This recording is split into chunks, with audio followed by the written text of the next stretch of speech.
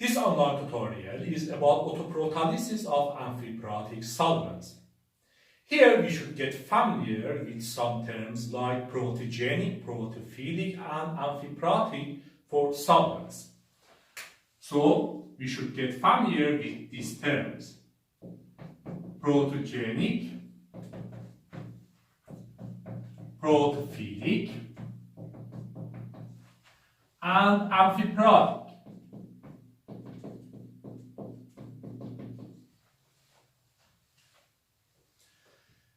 Based on IUPAC's Gold Book version 2.3.3, protogenic solvents are solvents capable of acting as a proton donor, strongly or weakly acidic as a Bronsted acid. Protogenic is preferred to the synonym protic.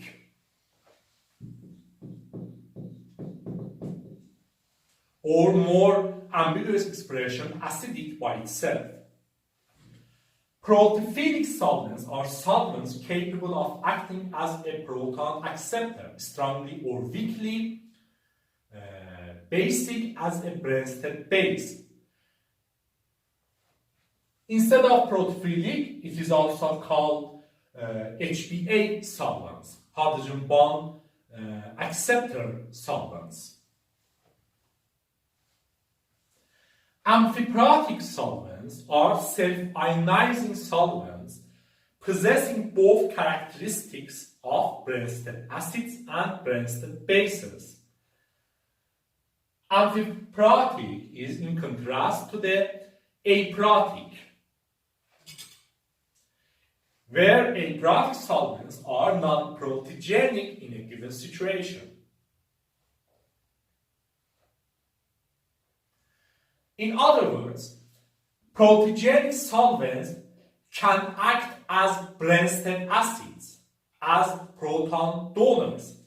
Protophilic solvents can act as Bronsted bases, proton acceptors.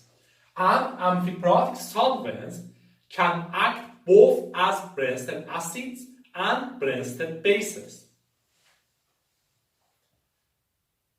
Here it is good to distinguish the two different terms, amphiprotic and amphoteric. A chemical species that behaves both as an acid and a base is called amphoteric. Here we can see that based on their definitions, amphiprotic is the term for solvents that behave both as a Bronsted acid and a Bronsted base, while amphoteric is the term for solvents, solutes or whatever that behaves both as an acid and a base. So amphoteric is more general than amphiprotic, and amphiprotic can be considered as a subset of amphoteric. In the case of amphiprotic, we deal with solvents and we deal with the Bronsted acid-base theory, while we don't have such restrictions for amphoteric. In the case of amphoteric, the chemical species can be solvents, solutes, whatever, based on any acid-base theory. Bronsted acid-base theory, Lewis acid-base theory, and so on.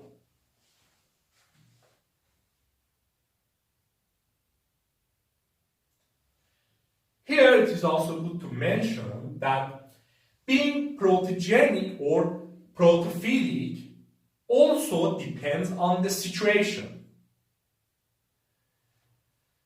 Solvents which are normally aprotic can accept or lose a proton with extremely strong acids or bases. For example, aceton nitrate CH3Cl is normally an aprotic solvent. Normally it is not amphiprotic. But aceton nitrate is protophilic in the presence of concentrated sulfuric acid as an extremely strong acid. Also, acetonitrile is protogenic in the presence of potassium butoxide as an extremely strong base.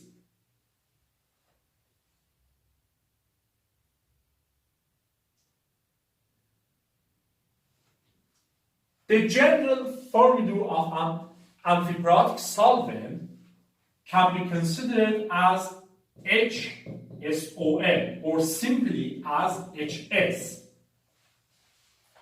Here, H is for proton that amphiprotic solvent can lose, and SON or simply S is for the remainder of solvent.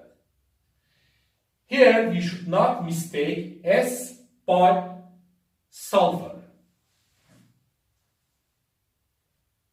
For amphiprotic solvents, we can consider autoprotolysis.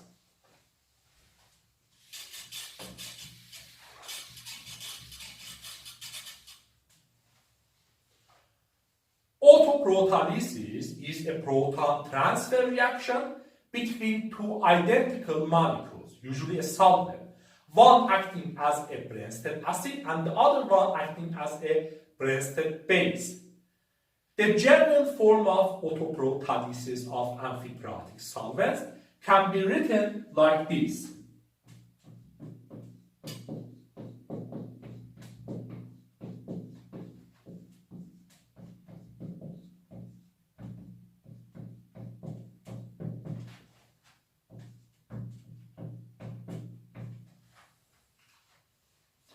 This is the autoprotolysis of the amphiprotic solvent HS.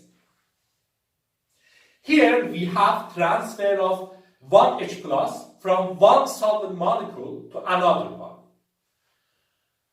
One solvent molecule acts as a proton donor, as a Brensted acid, donates one H plus and becomes S minus. On the other hand, another solvent molecule acts as a Brensted base, as a proton acceptor, accepts the donated H plus and becomes H2S plus. In autoprotolysis, we can see both protogenic and protophilic natures of amphiprotic solvents.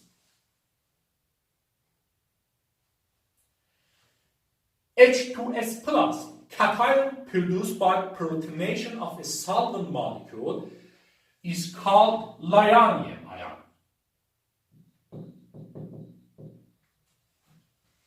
On the other hand, S minus, anion produced by proton removal from a solvent molecule, is called ionic ion.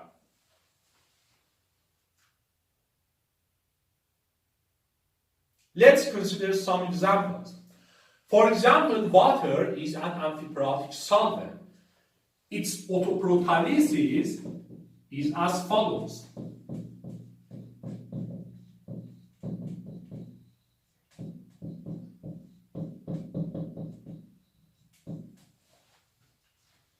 Here we have transfer of one H plus from one water molecule to another one, yielding ionium and iate ions of water. H3O plus, hydronium cation, is the ionium of water, and OH minus, hydroxide anion, is the iate anion of water. As another example, we can consider methanol, CH3OH, as an amphiprotic solvent.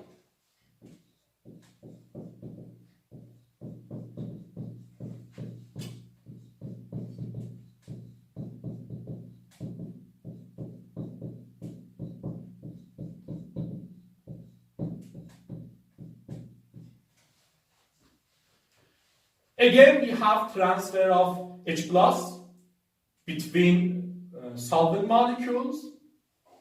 One solvent molecule acts as a Brensted acid, another one acts as a Brensted base, yielding these ionic species. Here, CH3OH2 plus, methoxonium cation, is the ionium of methanol, while CH3O minus methoxide is the liate anion of methanol. As another example, we can consider ammonia.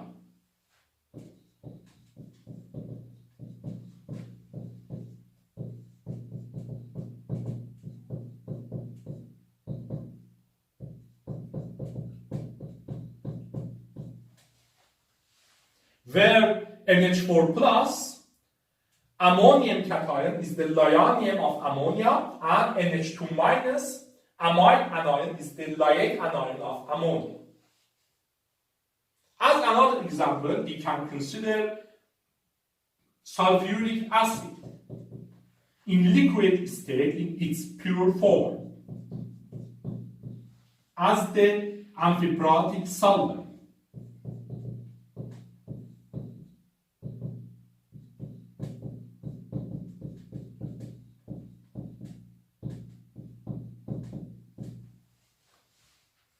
We can consider many other examples.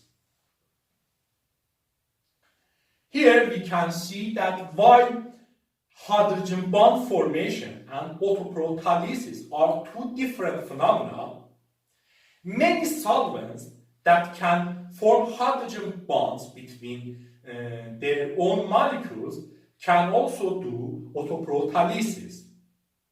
For example, water, alcohols, carboxylic acids, amines, and so on can do autoprotolysis.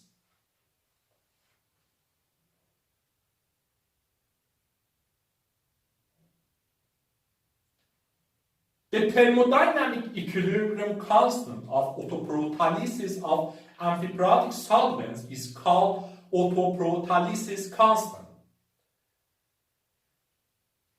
It is usually represented by Kap. AP for the autoprotolysis. We can also consider pKap,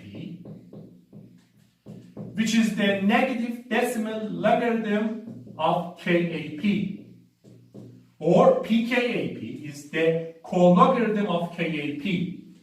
So Kap is equal to 10 to the power of minus pKap.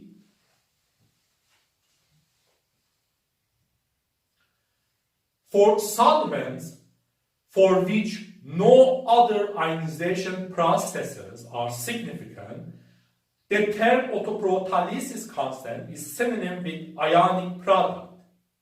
In addition, in literature, it is also common to use other names for autoprotolysis constant, like names like ionization constant, self-ionization constant, ion product constant.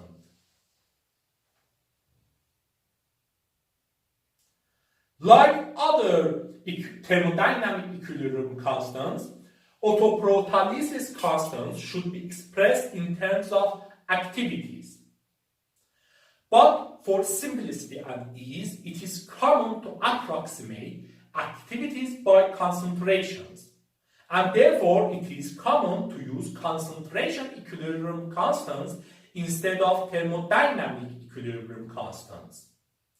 Here it is common to use amount of substance concentration, or simply amount concentrations, previously known as molarity, where IUPAC considers molarity as an obsolete term due to its possible confusion with molality.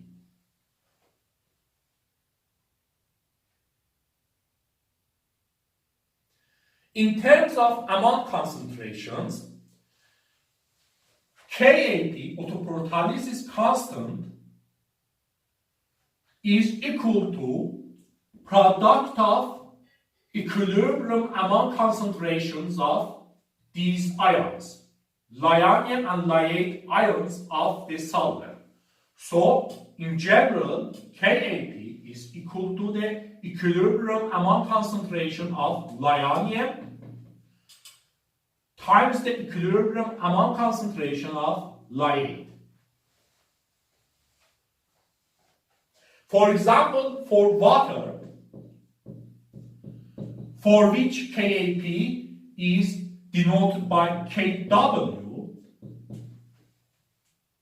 KAP or KW is equal to amount concentration of hydronium times amount concentration of OH minus,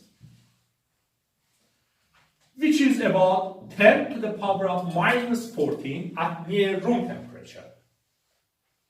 As another example, for methanol, KAP is equal to equilibrium amount concentration of CH3OH2 plus times that of CH3O minus, which is equal to about 10 to the power of minus 60.7 at near room temperature.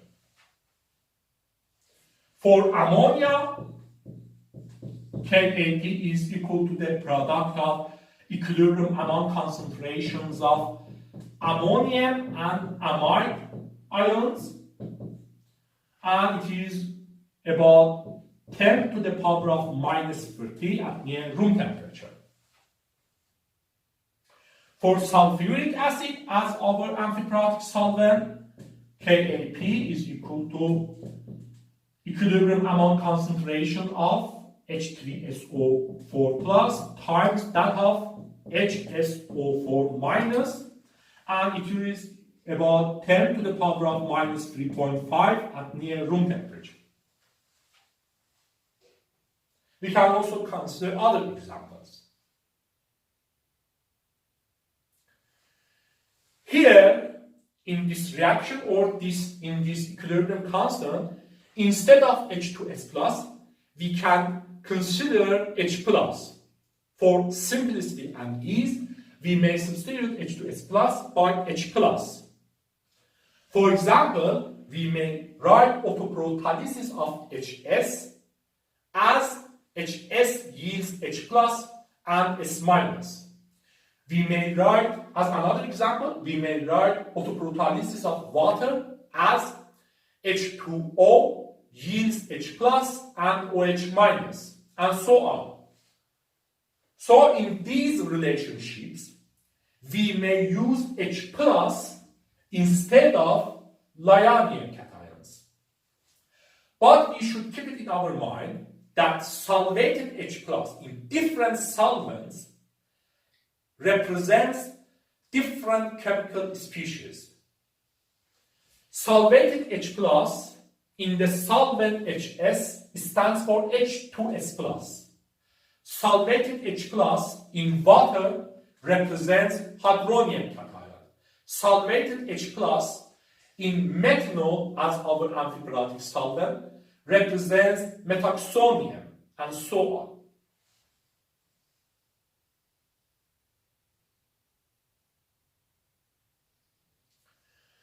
Autoprotolysis of amphiprotic solvents are usually highly non-spontaneous reactions.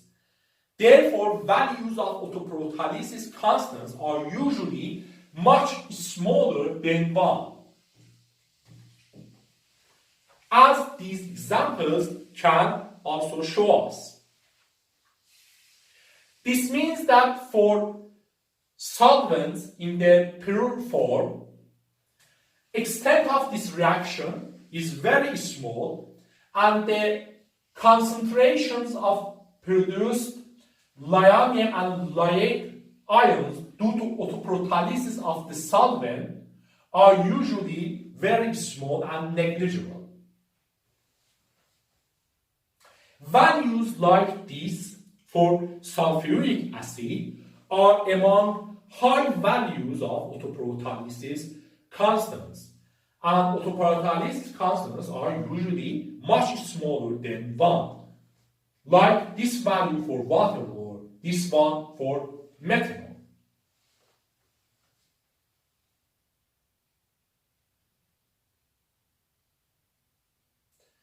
It might be interesting to discuss what parameters and factors determine the value of autoprotolysis constant.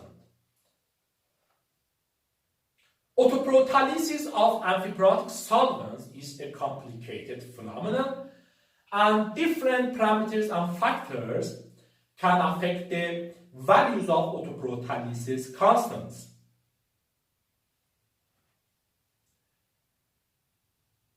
Here we will deal with different parameters and factors like the ability of solvent to act as a Brensted acid, the ability of solvent to act as a Brensted base, the ability of solvent to solvate cations and anions, and so on.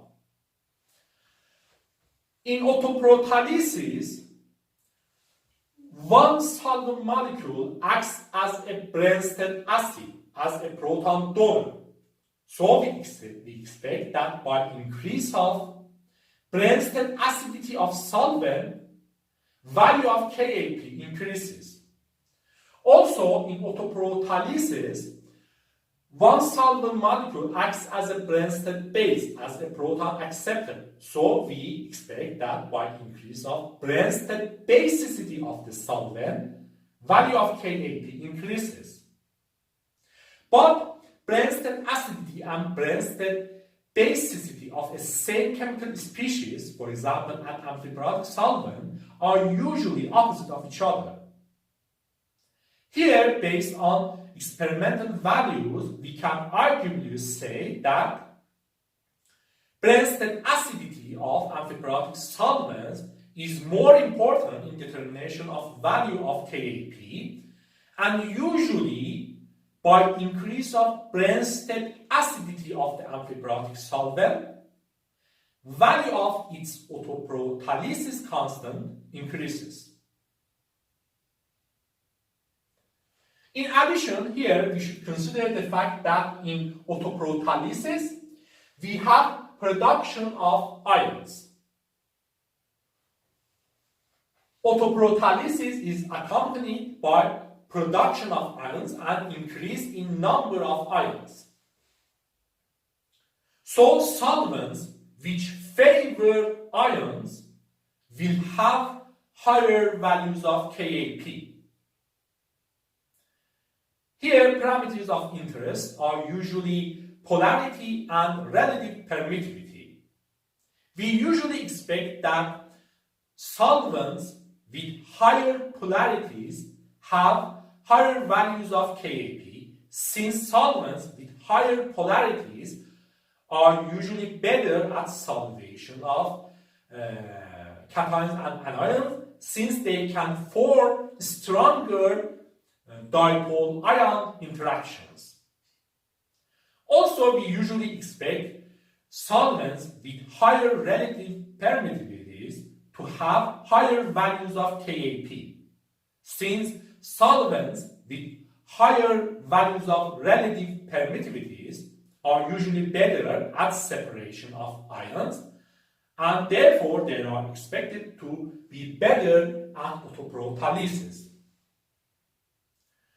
Here it is good to mention that in the past it was common to use dielectric constant instead of relative permittivity, but now it is recommended to use relative permittivity instead of dielectric constant. As an example, consider values of autoprotolysis constants of water and ammonia.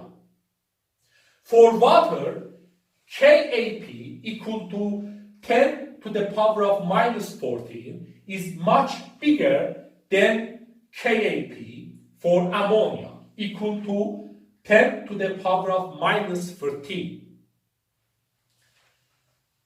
Greater value of Kap of water can be attributed to its higher polarity, higher relative permittivity, and higher Brensted acidity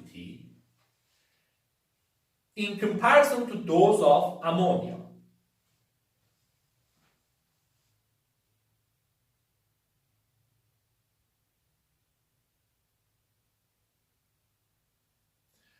For a specific amphiprotic solvent, values of Kap can change by change of temperature and pressure. Let's consider water as an example.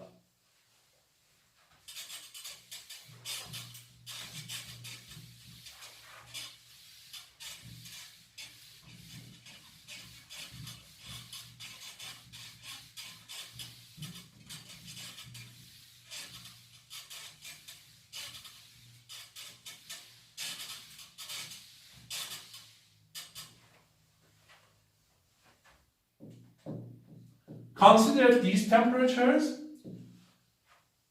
in degrees Celsius: 0, 25, 50, 75, and 100.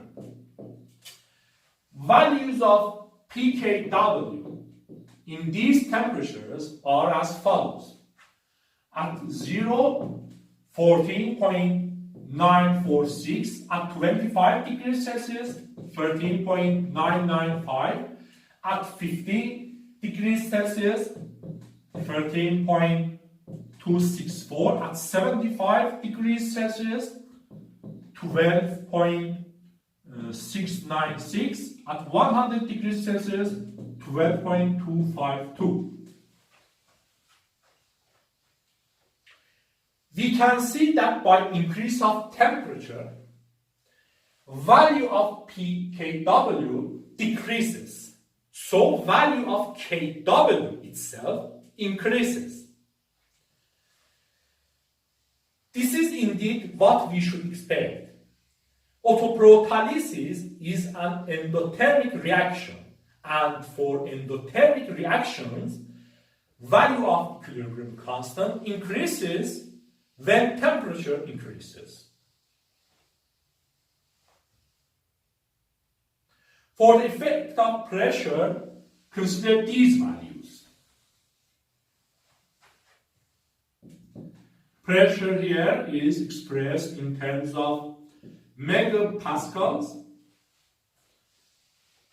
0.1, 25, 50, 75, and 100. All at 25 degrees Celsius. Values of pKw are as follows. At 0.5 megapascals, pKw is equal to 13.995. At 25 megapascals, pKw is equal to 13.908. At 50, it is equal to 13.824. At 75 megapascals, pKw is equal to 13.745. And at 100 megapascals of pressure, pKw is equal to 13.668. All values are at 25 degrees Celsius. Temperature here is constant, and we are examining the effect of pressure on the value of pKw. We can see that by increase of pressure, the value of pKw decreases, so the value of Kw itself increases. But based on these values, we can see that a great change of pressure is required to change value of Kw considerably. In other words, change of Kw due to small changes of pressure are negligible. This is indeed what we should expect, since liquids are almost incompressible and their properties are affected a little by change of pressure. Here it is also good to compare values of pKw for common water, H2O, and heavy water, D2O. For common water, H2O, the value of pKw is equal to 13.995, or the value of Kw is equal to 10 to the power of minus 13.995. On the other hand, for heavy water, D2O, the value of pKw is equal to 14.951, and its Kw is equal to 10 to the power of minus 14.951, all at 25 degrees Celsius and atmospheric pressure. We see that Kw for H2O is bigger than that of D2O. This can be attributed to the fact that OD bond is stronger than OH bond, so it is harder for heavy water to do autoprotolysis than it is for H2O.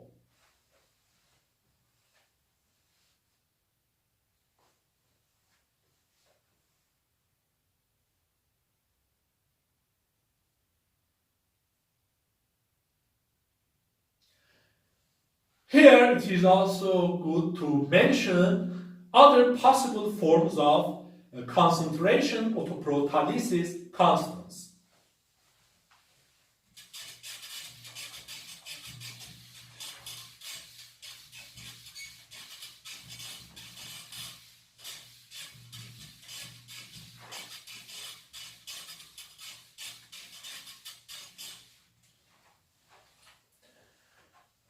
We discussed amount concentration autoprotolysis constant, which is expressed in terms of amount concentrations.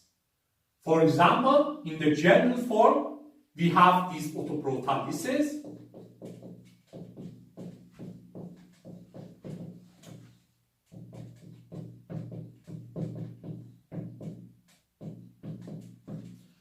For which KAP in terms of amount concentrations, or we may say molar KAP is equal to the product of equilibrium amount concentrations of ionium and liate ions. Instead of amount concentrations, we may consider molarities. KAP molal concentration autoprotolysis constant is expressed in terms of molarities.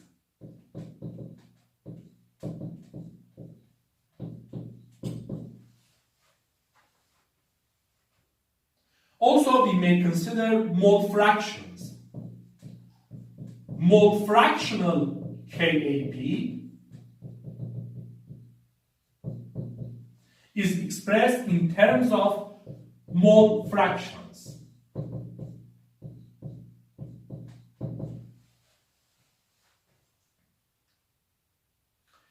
Based on relationships between concentrations, different types of concentrations, for dilute solutions,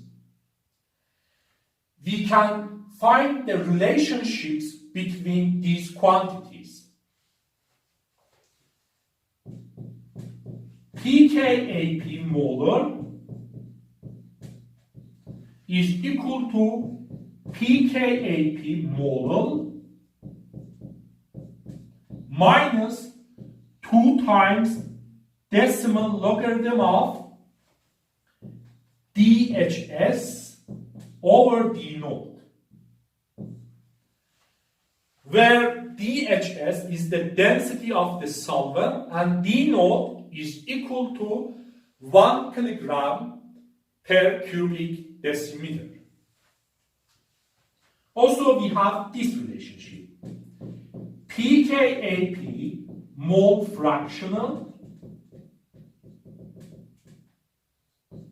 is equal to pKap molal minus 2 times decimal logarithm of MHS over M naught,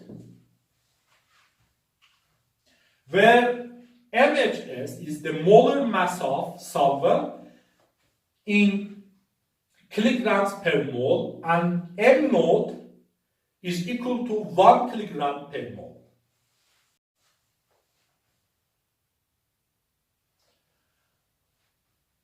While it is common to use amount concentration autoprotolysis constant in general acid-base chemistry, in some areas it is preferred to use these quantities since these quantities are affected to less extent by some variations by, for example, by change of temperature, density, and so on.